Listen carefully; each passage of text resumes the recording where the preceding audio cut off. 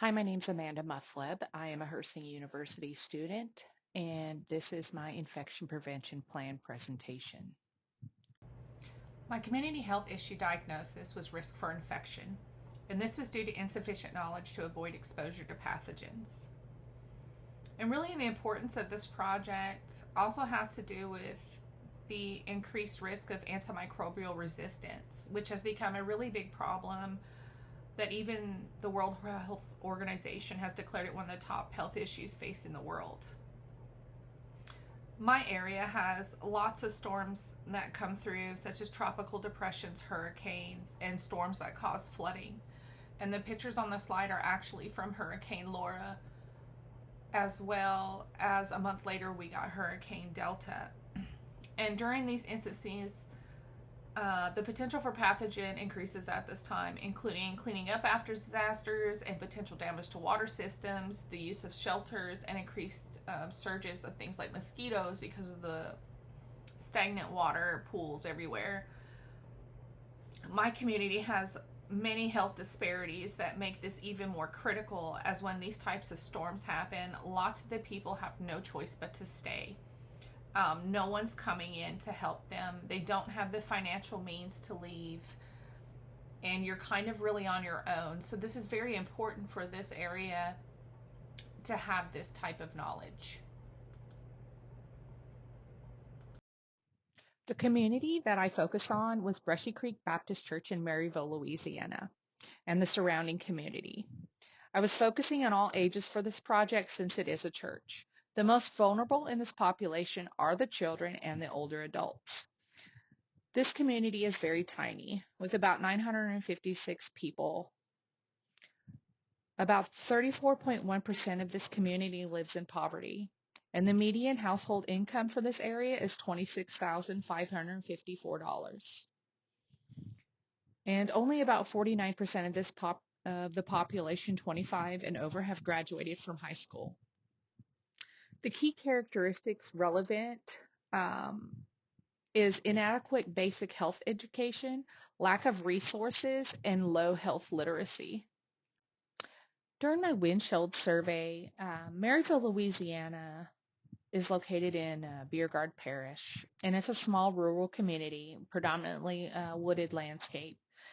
The town spans approximately 9.8 miles, and as you can see on the top right, that's kind of the area topographically that you can see. It is marked by a welcome sign upon entry, which is in the top middle area, as you can see, not a big fancy sign. But it does lack clear boundaries and is bordered to the west by the Sabine River, which separates it from Texas. Now, the town has limited options commercially. There's no fast food. There's no grocery stores. There's no pharmacy. What they do have is a Dollar General, a restaurant that's called Stu's Grill, and a gas station. If you want to shop for groceries or other things, you're going to need to take a 25, 30, 40-minute drive to nearby towns. This community's mix of homes is usually mostly single family and mobile homes. There's no apartments, there's no duplexes, many of which these are not well maintained. There's two pictures of houses that I have placed on here that are actually for sale.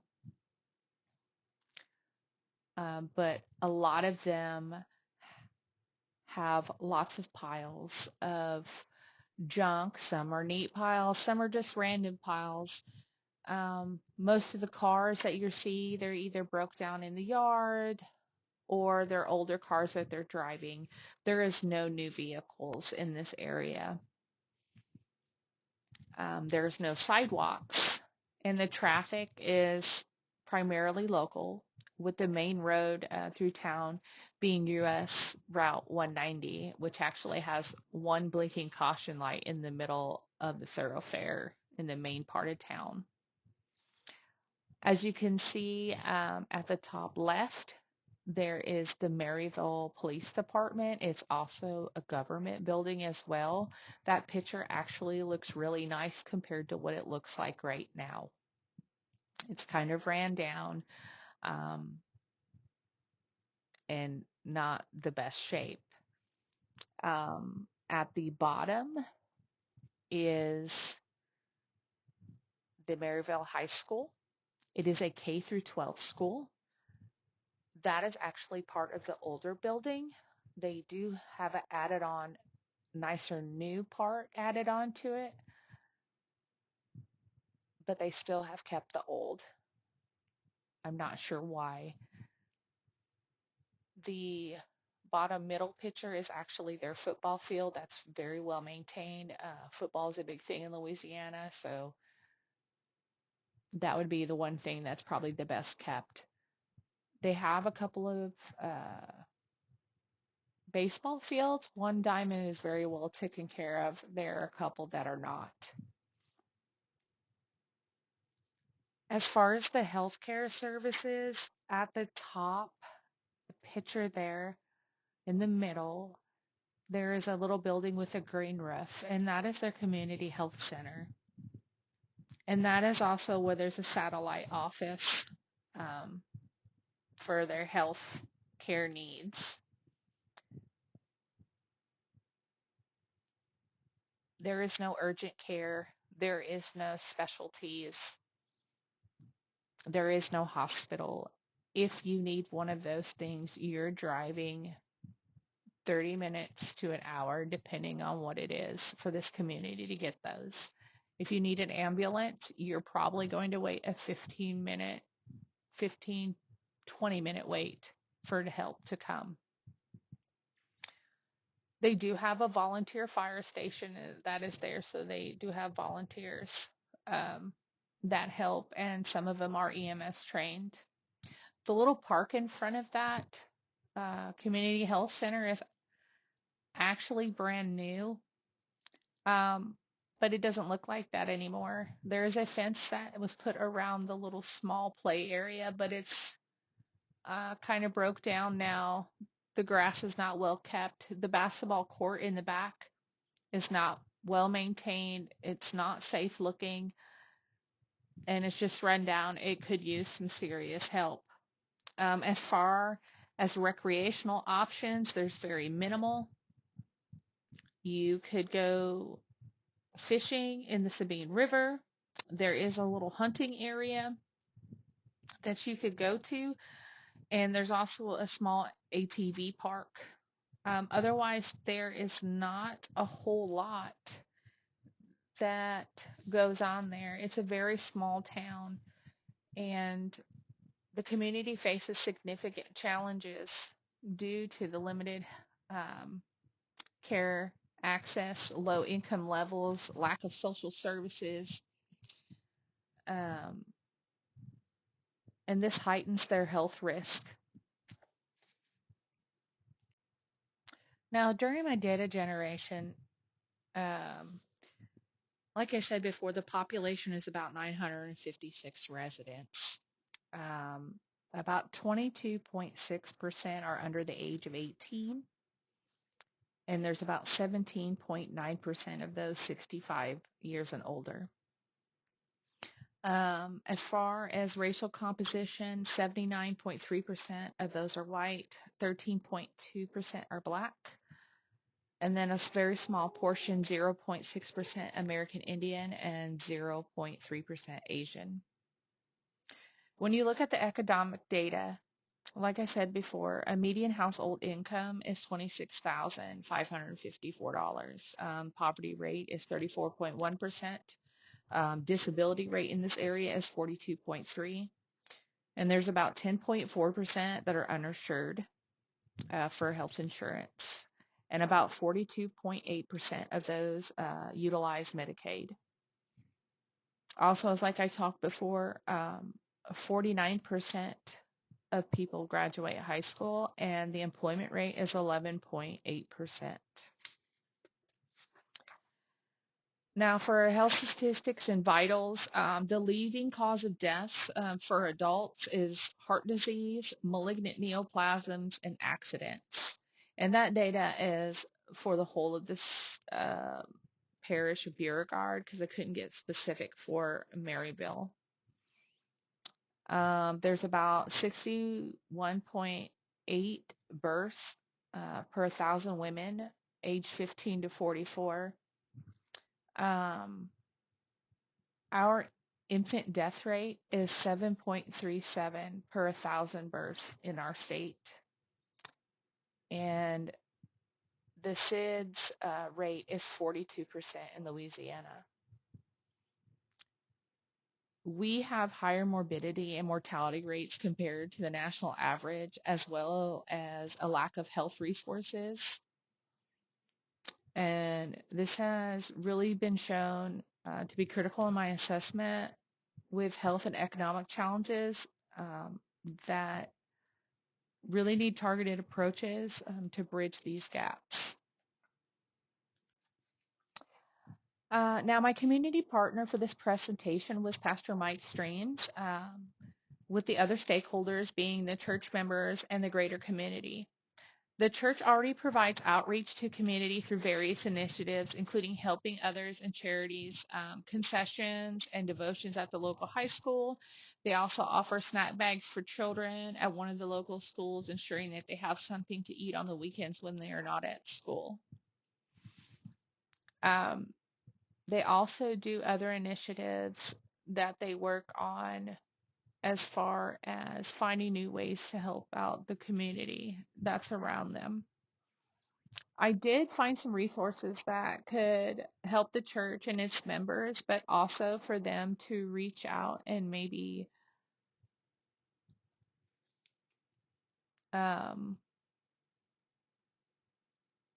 collaborate with in the future. One was called God's Food Box, and this provides free boxes or meals to individuals or families that are facing food insecurity, and they could potentially work with the church to serve a greater area. This partnership would both help the church and the food bank's mission of serving others. Also, the Maryville Community Center is another resource that gives individuals access to necessary health services without worrying about the burden to pay for them. The church could work with the community center to set up health fairs, wellness workshops, or even vaccination drives, as well as nutrition and wellness programs. The church's space could be utilized for the community health center as another location and also to reach a greater number of the community. The last resource I found was the Beauregard Council on Aging, which focuses on supporting seniors in this parish. And they can partner with the church to have outings or counsel them on legal issues and even provide transportation or a monthly get-together for a meal and companionship. The church could host these meetings, and the council could provide transportation and other services, which really helps the elderly feel less isolated and have a sense of community and active participation in community life. I also passed out a pamphlet that I made that had other resources that the community and the church could rely on if they needed to. My community health plan focused on infection prevention through promoting healthy behaviors and addressing the unique challenges faced by my community. Now, the community health needs, was recognizing they need education on preventing infections, especially those vulnerable populations, identifying the challenges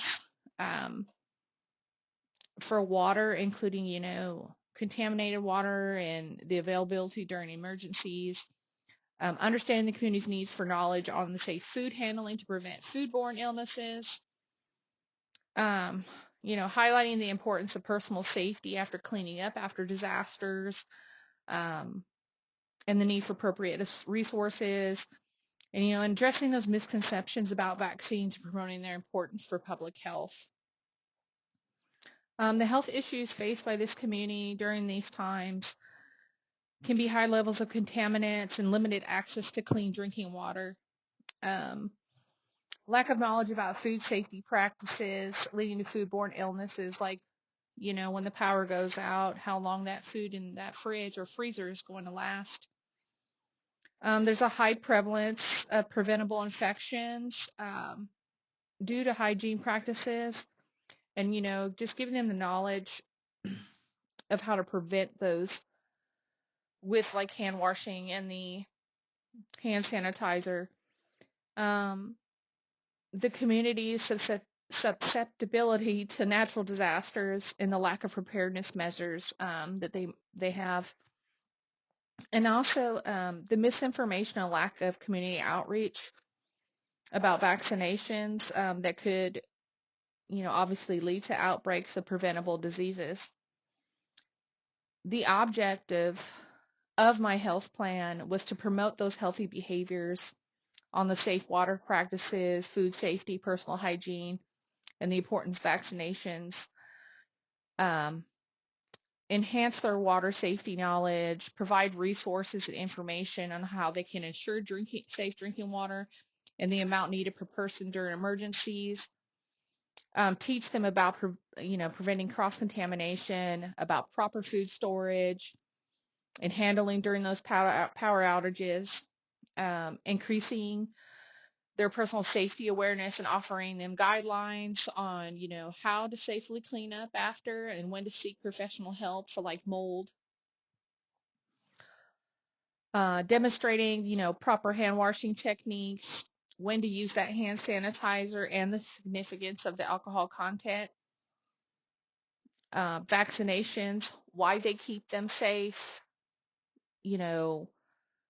why there's herd immunity, what it's for, who they protect, and also, fostering community involvement with these health initiatives to strengthen the public health outcomes beyond just the church, but into the greater community. Interventions. My community health plan included 2 comprehensive educational sessions, and they focused on infection prevention.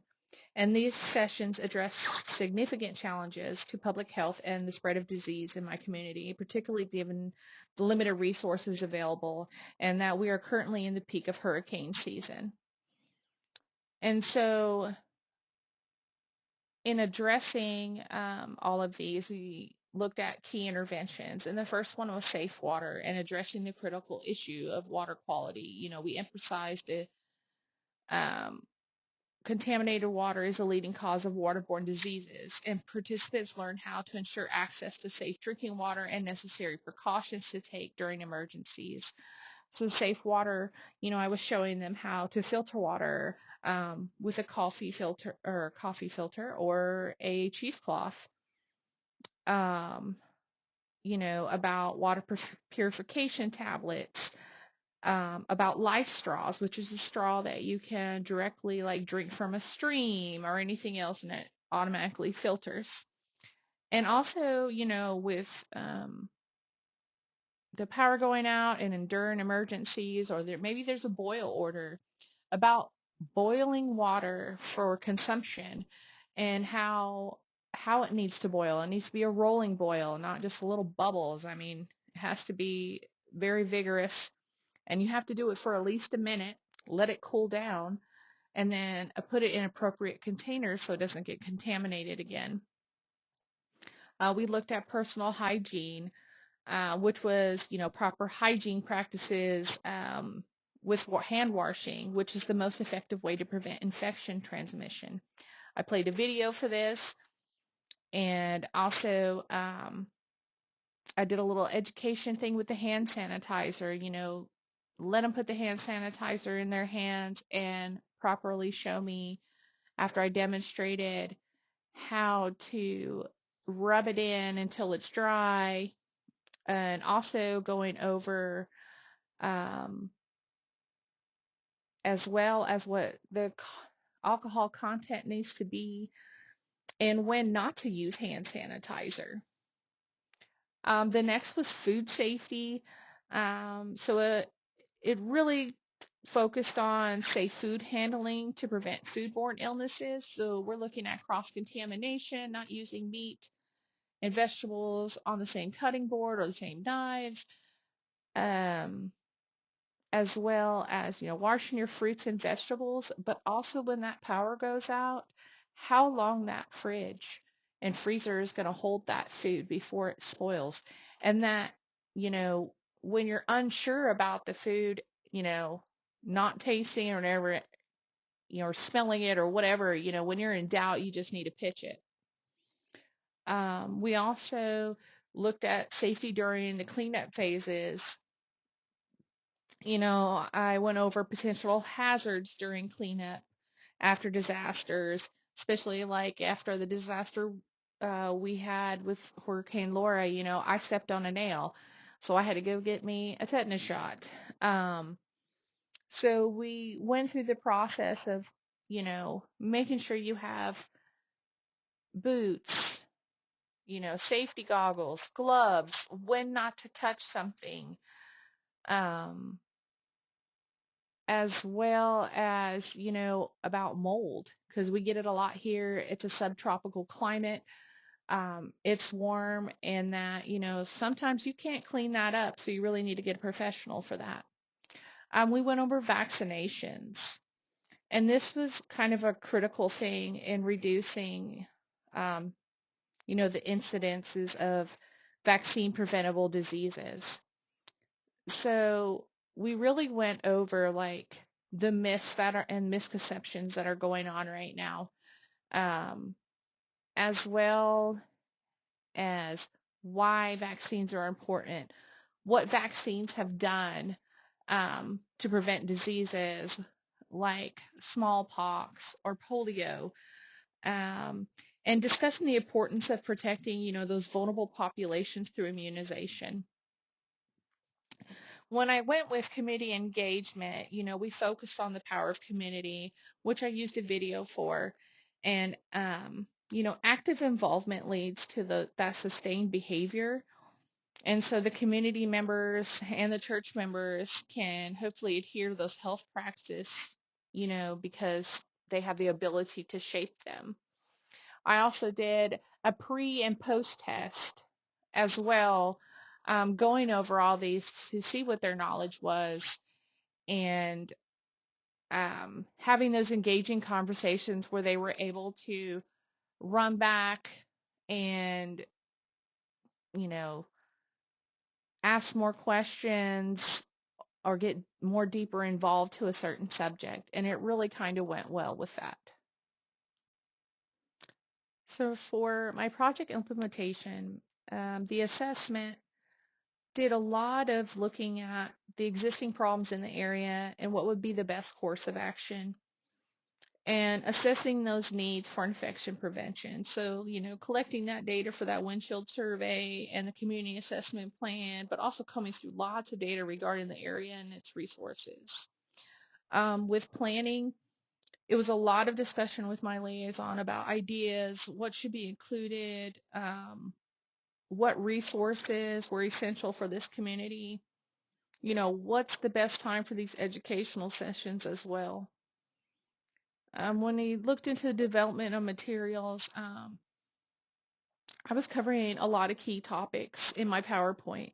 And so it took some time to kind of break those down and also break down the information for the pamphlet, what visual aids to use, what videos, uh, what demonstrations should I do, and I also had to make sure that material was appropriate for all ages and use simple language and cater to a varying literacy levels. Teaching strategies. This included using participatory teaching, group discussions with the pre and post tests I handed out, hands-on activities, and those live demonstrations. That included, what that rolling boil looks like, the use of the life straw, the use of hand sanitizer when we don't use it. Doing all these things kind of helps others learn through practical examples. Now, as far as my implementation, I went early, at least 45 minutes early, to set up and make sure everything was in the right area to get, access to what I need. And it, awesomely went well. and the implementations of the demonstrations went easy. They were really fascinated, especially with the life straw.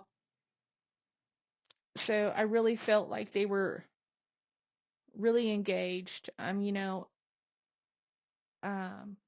we try to make these sessions scheduled around those maximum participation.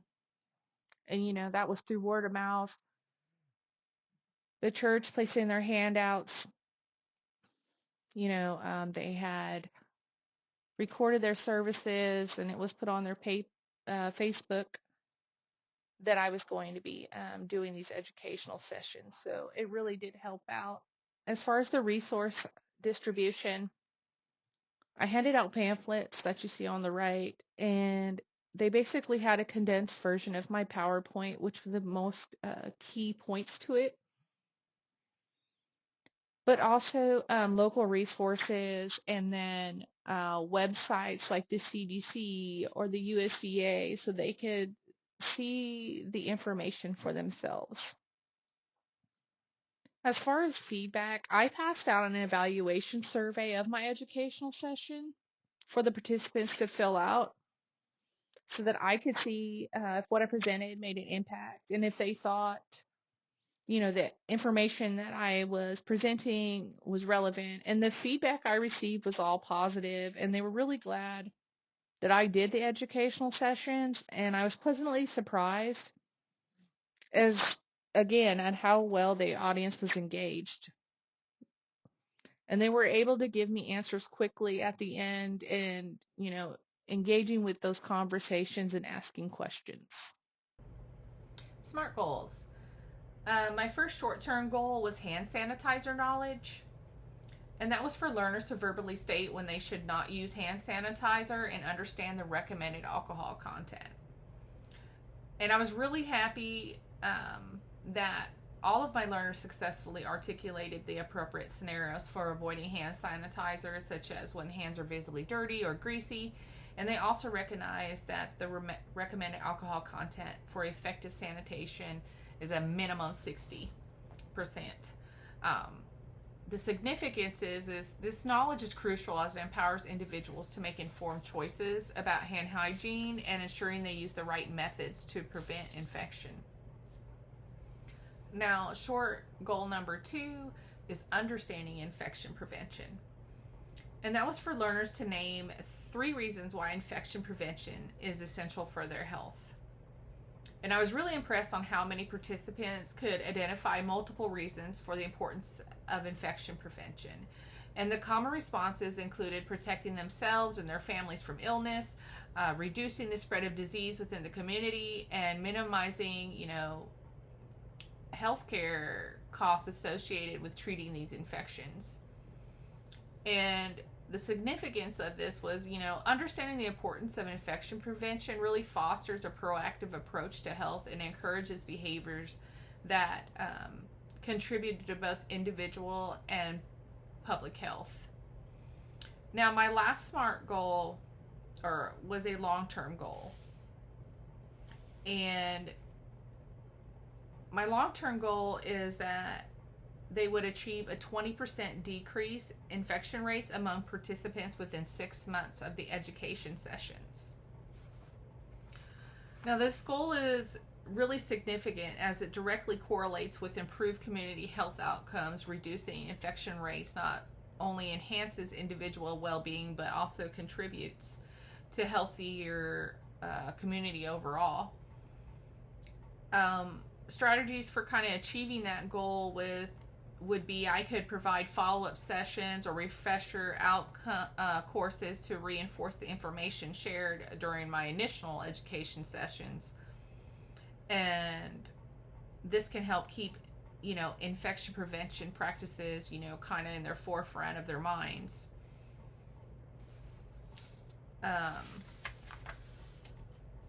As far as monitoring and evaluate them, I could implement a system for monitoring infection rates within the community, and this may include, using surveys or looking at local health reports from the clinics. I could also use regular feedback from participants regarding their practices, and any observed changes in infection rates could be collected. And this information can help us adjust our strategies as needed. By actively engaging participants and continually reinforcing the importance of infection prevention, I can hopefully anticipate not only meeting our goal of 20% decrease in infection rates, but also kind of fostering a culture of health awareness that extends beyond my initial educational sessions. Achieving this long-term goal will require collaborations, commitment, and ongoing support from both the church and the local community, but also my educational sessions, and hopefully that can make an impact on public health. So a recap of my project and its significance. My project aimed at enhancing community health through targeted educational sessions, focusing on that infection prevention, safe water practices, personal hygiene, food safety, personal safety when cleaning up, vaccinations, and about community engagement. And by addressing these critical areas, we sought to empower the community members with the knowledge and resources. The various interventions, including on the hands-on demonstrations, the educational materials like the pamphlet, and the community engagement activities I did, they were all designed to be practical and relevant, ensuring that participants could easily apply what they learned in their daily lives. And so, the key interventions was addressing that critical issue for, water, and the contaminated water is a leading cause of waterborne diseases, and ensuring the access to safe drinking water and the necessary precautions to take during emergencies. Personal hygiene, we looked at hand washing as the most effective way to prevent, infection transmission, and they were educated on the hand washing techniques and the proper uses of when to use hand sanitizer.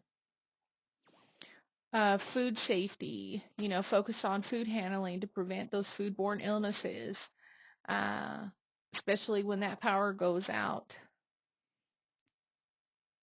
Safety during cleanup phases, they learned about the potential hazards during cleanup after disasters. Like I had stepped on a nail and had to get a tetanus shot. I really taught them the safe practices to prevent injuries of those infections, and ensuring the communities are safe or better prepared for those post-disaster scenarios. Vaccinations, emphasize the critical role of vaccinations in reducing vaccine preventable diseases. We discussed, the importance of protecting those vulnerable populations through having a vaccine. About why we need herd immunity for those types of people who aren't able to get a vaccine because they're too young or they have immunodeficiencies. We also went over the myths and,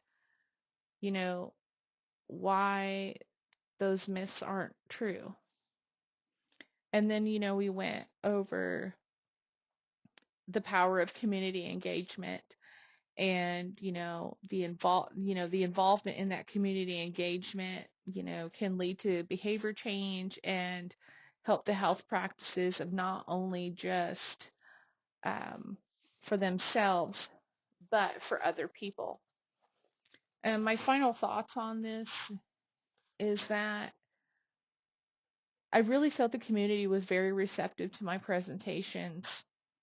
I was delighted about how engaged, and even the older adults, how well they were asking these really great questions. My liaison also was very pleased with the direction I went with my infection prevention project. And asked me if I could, be a lead or a direction for him when he has anything else healthcare wise and a resource to help guide him to other resources. I was really pleased after stressing so much after this project that the community really found it worthwhile and informative. And my also final thought is, education is a powerful tool that empowers the community to understand how infections spread and the importance of preventative measures. And by really being able to equip them with this knowledge and resources, hopefully I'm able to help them combat their health challenges and, improve the overall health of this community. Thanks for watching my PowerPoint. If you have any questions or comments, please leave them. And thank you for watching. References are on the next